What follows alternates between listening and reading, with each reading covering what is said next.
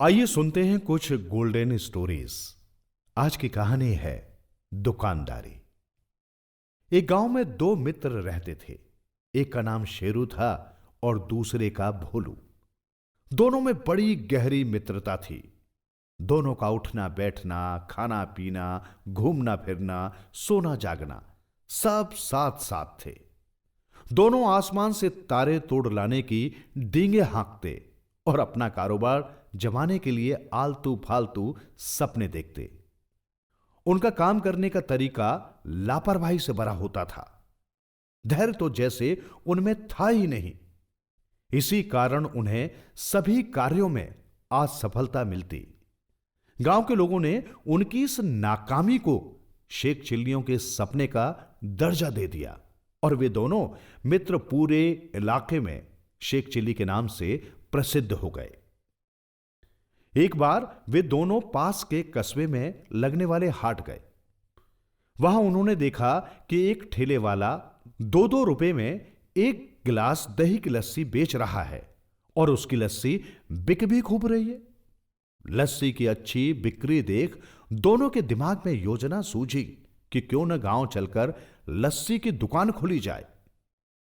दोनों ने गांव पहुंचकर दही एवं जरूरी सामान जुटाया और अगले दिन गांव के एक नुक्कड़ पर दही की कुंडी, पानी का मटका, गिलास और दही बिलोने वाली मथनी लेकर बैठ गए।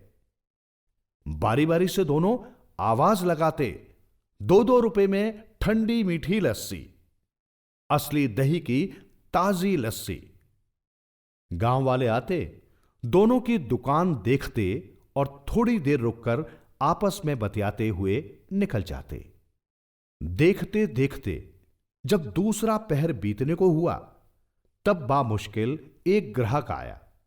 उसने मीठी लस्सी पी, 2 रुपए का सिक्का भोलू को दिया और चलता बना। दोनों कुछ देर और ग्राहक आने का इंतजार कर रहे हैं। धीरे धीरे दोनों के पेट में भूख के मारे चूहे कुलबुलाने लगे।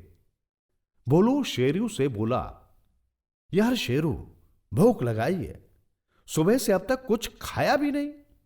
भूख तो शेरू को भी लगी थी। वो मन महसूस कर बोला, थोड़ी देर और इंतजार करो, पहले लस्सी बिक जाने दो, फिर घर चलकर प्रेम से भोजन करेंगे। भोलू की तो भूख से हालत खराब हो रही थी। उससे रुका नहीं जा रहा था। ग्राहक जो 2 रुपए देकर गया था, वही सिक्का शेरू की ओर बढ़ाते हुए भोलू बोला, शेरू, ये पैसे ले और एक गिलास लस्सी पिला दे। शेरू ने सिक्का जेब में डाला और लस्सी बनाकर गिलास भोलू को थमा दिया। भोलू ने लस्सी पेट में जाने के बाद चैन की सांस ली। भूख तो शेरू को भी लगी थी।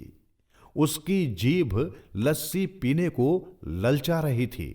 लिहाजा शेरू ने भी वही सिक्का भोलू की ओर बढ़ाते हुए कहा, ला यार, एक गिलास लस्सी मुझे भी पिला दे।